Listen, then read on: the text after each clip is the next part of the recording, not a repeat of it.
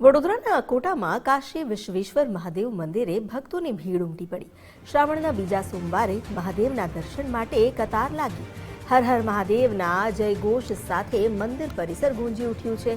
શ્રાવણના બીજા સોમવારે મહાદેવના દર્શન કરવા ભક્તોમાં અલગ જ તાલાવેલી જોવા મળી રહી છે। વહેલી સવારથી જ મોટી સંખ્યામાં ભક્તો દર્શન માટે પહોંચ્યા। નવનાથ મહાદેવ પૈકીનું એક એવું આ પવિત્ર કાશી વિશ્વેશ્વર મહાદેવનું મંદિર છે। શ્રાવણ માસમાં મંદિરમાં ભક્તિમય માહોલ જોવા મળ્યો।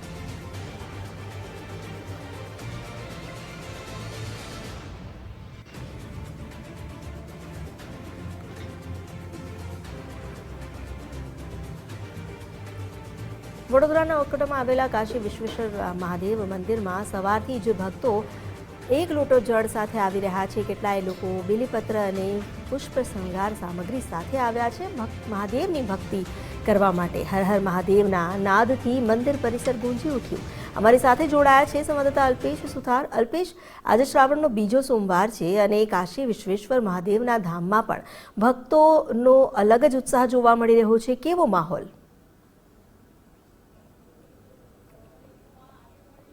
બિલકુલથી શ્રાવણ માસનો આજે જે રીતે વાત કરીએ તો શ્રાવણ માસના દરેક દિવસની અંદર જે મહાદેવના મંદિરો છે ત્યાં ભક્તોની ભીડ છે તે જોવા મળતી હોય છે।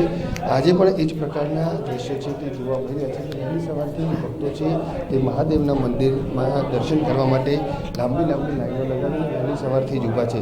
જોકે વડોદરા શહેરમાં આવેલા દરેક શિવાલયોની અંદર જે શિવ ભક્તો છે તે આ પ્રકારે શિવના દર્શન કરવા માટે ઉમટી રહ્યા છે અને હાલ આ દ્રશ્યોમાં જોઈ શકો છો તે રીતે વડોદરા શહેરના અકોટા વિસ્તારમાં આવેલ આજે કાશી વિશ્વેશ્વર મહાદેવનું આ મંદિર છે અને આ મંદિરને નવનાથ મહાદેવનું એક મંદિર ગણવામાં આવે છે।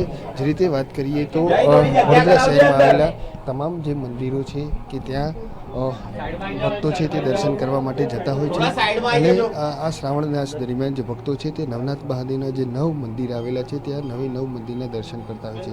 હાલ જે રીતે વાત કરીએ તો ભક્તો છે તે આ મંદિરની અંદર પુષ્પ તેમજ બીલીપત્ર ચડાવીને મહારાજને રીઝવવાના પ્રયાસ છે તે કરી રહ્યા છે। જે રીતે વાત કરીએ તો શું કહેશો, આજે શ્રાવણ માસનો પ્રથમ સોમવાર છે, જે રીતે શું કહેશો શ્રાવણ માસનો પ્રથમ સોમવાર છે, કેવો માહોલ ને કેવી અત્યારે? બસ જેમ તમે જોઈ રહ્યા છો કે અત્યારે પબ્લિકને ઘણો ઉમંગ છે અને પબ્લિક ઉત્સાહમાં પણ છે। શ્રાવણની બધાને ઉતાવળ છે એટલે જેમ બને એમ ઉતાવળ કરાઈ રહ્યા તાકી દરેકને પૂજા થાય બધાની। ખાસ કરીને શ્રાવણ માસમાં કેવો માહોલ રહેતો? શું શ્રાવણ માસમાં કેવો માહોલ રહેતો? સારો માહોલ છે અને અત્યારે અમે પણ એવું જ વિચારીએ છીએ કે બધાને દર્શનનો લાભ મળે અને સારી રીતે પૂજા થાય। બસ બિલકુલથી હાલ જે રીતે જોઈ રહ્યા છો તે રીતે અત્યારે જે મહાદેવ છે તેમને બીલીપત્ર તેમજ જે ફૂલ છે તે ચઢાવીને તેમની જે પૂજા અર્ચના છે તે કરવામાં આવી રહી છે। વહેલી સવારથી જ મહાદેવના મંદિર છે ત્યાં પ્રકારના દ્રશ્યો છે તે જોવા મળતા હોય છે અને ખાસ કરીને તમામ લોકો છે કે આજે મહાદેવના મંદિરના દર્શન કરવા માટે ઉમટી રહ્યા છે। સિનિયર સિટીઝન પણ મોટી સંખ્યામાં પહોંચ્યા છે, તેમની સાથે પણ વાત કરીશું। શું કહેશો દાદા, શ્રાવણ માસનો સોમવાર છે, કેવો માહોલ કેવું લાગી રહ્યું છે? બિલકુલથી હાલ તમામ જે ભક્તો છે તે મોટી સંખ્યામાં અહીં દર્શન કરવા માટે પહોંચ્યા છે અને વહેલી સવારથી જે છે શહેરના તમામ મંદિરો છે કે જ્યાં આ પ્રકારે ભક્તોની જે લાંબી લાઈનો છે તે લગાવી છે। જે રીતે વાત કરીએ તો શું કહેશો, શ્रावण मास નો सोमवार महादेव हिंदी में बात क्या कहोगे जिस तरह से श्रावण मास का सोमवार है तो काफ़ी सारे भक्त आए हुए वहली खबर? हाँ जी, तो बहुत अच्छा लगता है सावन के सोमवार और आज तो हम वैसे भी नवनाथ के दर्शनों के लिए निकले हुए हैं। बहुत अच्छा महसूस होता है दिल में। आप क्या कहेंगे आज? मुझे भी बहुत अच्छा लगता है। मैं बहुत मानती हूँ भोले बाबा को और मैं दूसरी बार आई हूँ नवनाथ के दर्शन करने के लिए। बस सब બિલકુલથી જે રીતે શું કહેશો, આજે શ્રાવણ માસનો સોમવાર છે, મોટી શ્રાવણ માસના સોમવારે અમે દર વર્ષે નવનાથની જાત્રા કરીએ છીએ। સવારે વહેલા નીકળીને અમે પૂજા કરીએ છીએ। બહુ સરસ ભક્તિ સારી રીતે પૂજા બી થાય છે।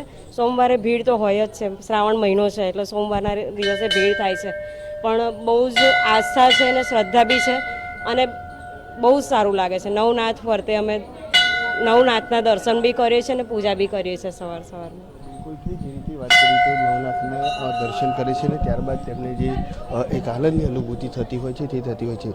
વડોદરા શહેરમાં નવનાથ મહાદેવના જે મંદિર આવેલા છે તેની અલગ અલગ સોમવારના દિવસે લોકો છે તે યાત્રા પણ કરતા હોય છે. એટલે બિલકુલથી કહી શકાય કે જે રીતે નવનાથ મહાદેવના જે 9 મંદિર આવેલા છે ને આ 9 મંદિરનો અનોખો મહિમા છે. વહેલી સવારથી જ જે ભક્તો છે તે આ મંદિરોની અંદર દર્શન કરવા માટે પહોંચે છે અને ખાસ શ્રાવણ માસની વાત હોય તો શ્રાવણ માસમાં પણ આ જે લાભો છે તે ભક્તો ચૂકતા નથી. જી આભાર આપનો જાણકારી આપવા માટે. તો હાલ તો શ્રાવણનો આ મહિનો ચાલી રહ્યો છે અને શિવ ભક્તિના આ પાવન પર્વ પર સોમવારના દિવસે જ્યાં મંદિરોમાં અલગ જ માહોલ જોવા મળી રહ્યો છે.